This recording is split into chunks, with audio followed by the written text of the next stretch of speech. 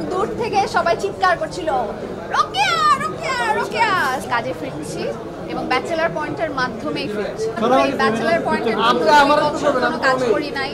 অন্তরা আসলে অ্যাক্ট্রেসের জন্য একটু বাধার সম্মুখীন হতে হয়। 10টা কাজ না করেও যদি একটা ব্যাচেলার পয়েন্ট করতে পারি সেটা আমার জন্য আসলে মানে এনাফ। এই ব্যাচেলার পয়েন্টের কোনো কাজ করি নাই। আমার চিন্তা ছিল যে এই ব্যাচেলার পয়েন্টের 2টা সিজনে আমি সিজন 3 and 4 থেকে আমার এন্ট্রি হয়। সো আমার ইচ্ছে ছিল যে কাজ যখন করবো একটাই ভালো কাজ করব, হাজার হাজার কাজ করতে চাই না। সো আমি খুব এগারলি, আমি জানি না বাকিরা তো অবশ্যই ওয়েট করেছে, বাট আমার ওয়েটিংটা ছিল একদম 2 বছর। আপনারা সবাই আমার কাছে জানতে চেয়েছিলেন যে আপু কবে কাজ করবেন, নতুন কাজ করছেন না কেন, আপনাকে কাজ করতে দেখি না কেন। সো এই প্রশ্নের উত্তর দিতে দিতে আমি টায়ার্ড হয়ে গিয়েছিলাম। সো ফাইনালি এটার উত্তর আমি দিতে পারছি যে আমি কাজে ফিরছি এবং ব্যাচেলার পয়েন্টের মাধ্যমেই ফিরছি। এটা বলতে পেরে আমার খুব শান্তি লাগছে। সবচেয়ে মজার যেটা ছিল, আমরা যখন নোয়াখালী যাই, আমি যখন প্রথম অন্তরার ক্যারেক্টারটা করার জন্য নোয়াখালী যাই, পুরা ফুল টিম। সো তখনও তো রোকেয়াকে তো এখন পর্যন্ত ব্যাচেলার পয়েন্টে দেখানো হয়। সো আমার মনে আছে আমরা যেই বড় বিশাল বড় একটা বাসায় শুট করছিলাম, বাংলো বলা যায় ওটা। তো আমি আর কাবিলা যখন শুট করছিলাম, আমার পিছন সাইডটা সবাই দেখতে পাচ্ছিল এবং যেখানে শুটিং হচ্ছিল ওটার পিছনে গাছে আশেপাশে রেলিংয়ে মানে লিটারালি বানরের মতো মানুষ ঝুলে ঝুলে আমাদের শুটিং দেখছিল এবং দূর থেকে সবাই চিৎকার করছিল রোকেয়া রোকেয়া রোকেয়া।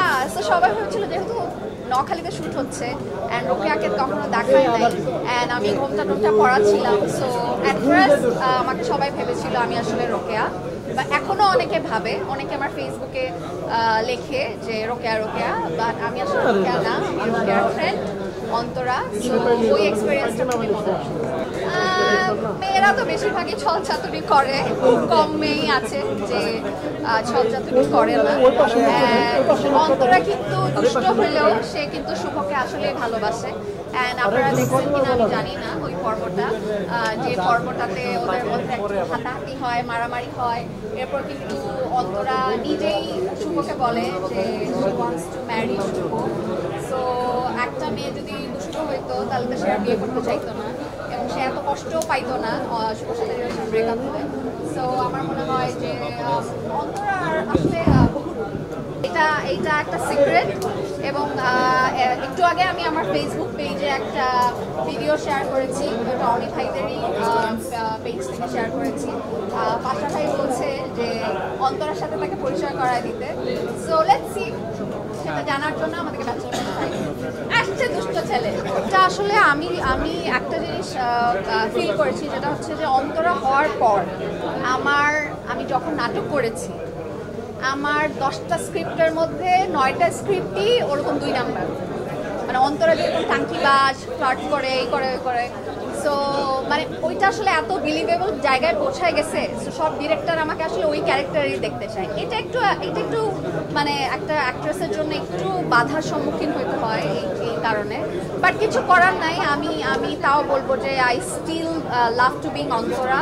আমি 10টা কাজ না করেও যদি একটা ব্যাচেলার পয়েন্ট করতে পারি সেটা আমার জন্য আসলে মানে এনাফ। সেটা আই গেস ভালোই হবে।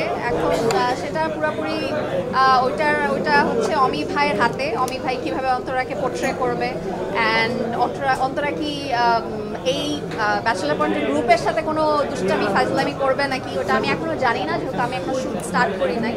বাট শুভ আর অন্তরার যে কানেকশনটা সোফার আমি যতটুকু জানি যে ওইটাও থাকবে, সময় কাটাবো। অ্যান্ড ঈদের পরপর আমার ব্যাচেলার পয়েন্টের শুট।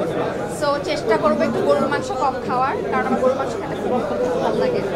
ঈদ মানেই হচ্ছে আমি ওজন আমার বেড়ে যায়। সো ঈদের পরপরই আমি যতটুকু জানি যে সেকেন্ড লটের শুট শুরু হবে। সো একটু কম খাওয়ার চেষ্টা করবো। আর শপিং, কোরবানি ঈদে আসলে আমার কোনো শপিং করা হয় না, রোজার ঈদের পুরান কাপড় দিয়ে আমি কোরবানি ঈদে চালাই।